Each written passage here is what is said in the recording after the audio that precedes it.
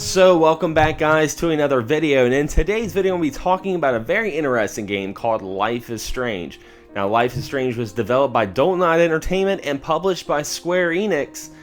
And if you guys are unfamiliar with Don't Nod Entertainment, they're the same guys who brought us Remember Me last year, which I've heard great things about. But anyway, what makes Life is Strange very interesting is of course the story. That's the first thing I want to tackle for you guys. The story follows a 18-year-old named Max who just moved back to her small town in Oregon to attend a college course by a prestigious photographer. And it's during that classroom meeting, during that lecture, she kind of starts to fall asleep and almost has a lucid dream kind of experience of seeing a giant catastrophic tornado ripping into the town. And it's at that moment when she wakes up, she realizes she can actually reverse time. And that's where things get really interesting, especially when she realizes this and starts walking down the halls, tries to go to the bathroom to kind of just, put some water in her face, and she experiences what could be a traumatic murder inside the school. She actually saves someone from getting shot using her reverse techniques.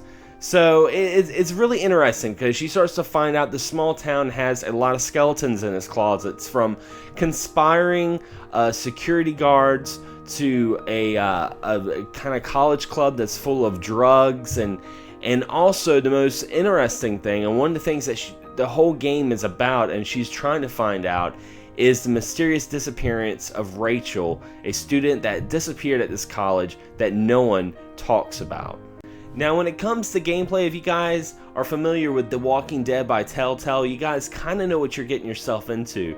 But with the reverse time element that it has in this game, it actually adds a little bit of spice to it. And surprisingly, you would think that, Max having this time traveling ability, she would kind of, go crazy, maybe go out to Las Vegas and have a good time or something. But she's very modest with her powers. She's definitely got a good head on her shoulders, and she's using it for the good. She uses it for some things like the puzzles that you do in this game. Some of the decisions you make had that butterfly effect where choices you make will alter the game's progression, but you can also reverse time on that as well. So if you make a certain decision that maybe you didn't agree with, maybe you wanted to try something a little different, you can actually reverse time on that as well. Me personally, that was one thing I didn't do. When I was going to make a decision, I wanted to make sure that that was the decision I wanted to make. I felt like reversing time was kind of a cop-out. But it's interesting because, you would think it would be gimmicky and they would overuse the reverse time element, but they actually use it very, very tastefully.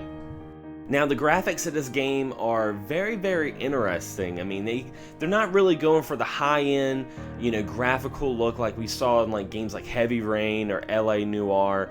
It's kind of a little bit set back, but it has this really interesting filter over it, almost like some sort of like artistic Photoshop filter, and it makes it really interesting. The only thing about the graphics I would say that it kind of is lackluster is, of course, the lip movement. When people are talking, the lips don't really move too well. But with that being said, the dialogue to this game is absolutely phenomenal.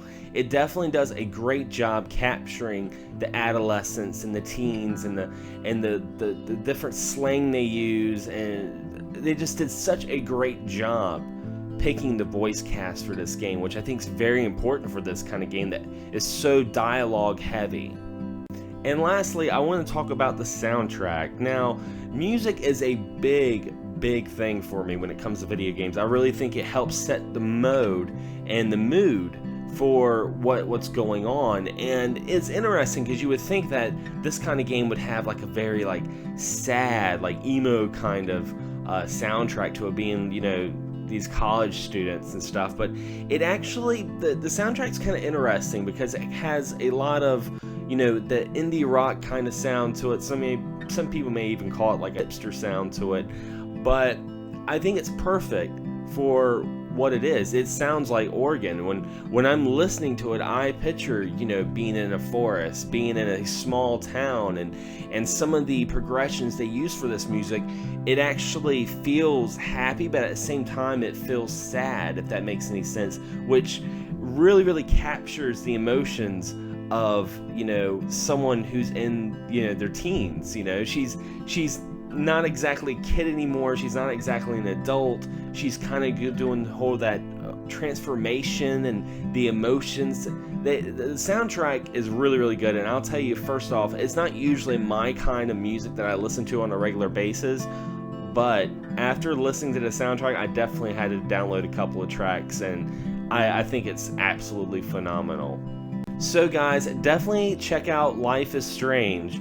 You can play it on the PS3, PS4, Xbox 360, Xbox One, and Steam. So you're completely covered. Now, this is an episode-based video game, so you have to buy them by the episodes.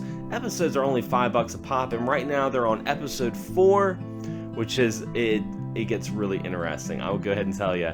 So you can either wait till episode 5, the final chapter, or you can go ahead and play it now, because episode 5 will be coming out next month, and I'm telling you guys, I cannot wait.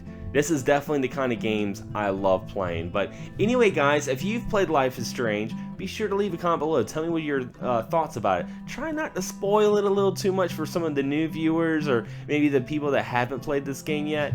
But anyway, I'd love to discuss some of the little plots with you guys. But anyway, as always, thanks for watching, thanks for subscribing, and as always, happy gaming. Can't get enough of Excess Gaming Podcast? Be sure to check out the audio podcast on podomatic.com, or you can also subscribe to us on iTunes. Also, if you have a YouTube channel or podcast you like to share, be sure to check out the Excess Gaming Podcast Facebook group page and join our community. All the links are below, and as always, guys, thank you so much for all your support.